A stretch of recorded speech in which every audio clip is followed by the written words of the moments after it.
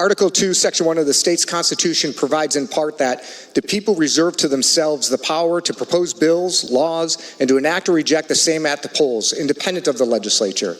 And it goes on to state that that first power reserved by the people is the initiative.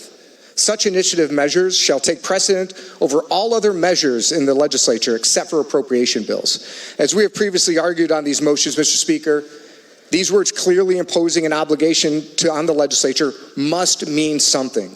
The motion I make today would give effect to those words in our Constitution. We've heard much concern about the nature of this motion, that the Constitution allows each chamber to establish its own rules. True. That we establish our own hearing schedules independent of the other chamber, and that's correct.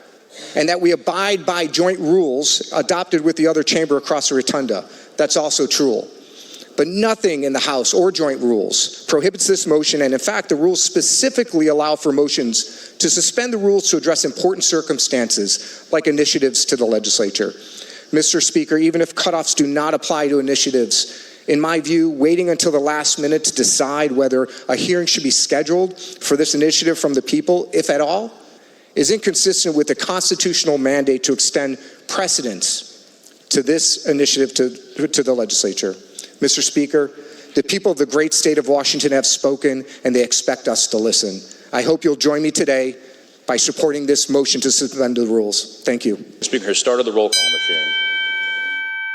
Mr. Speaker, there are 37 yeas, 59 nays, 2 excused. The motion is not adopted.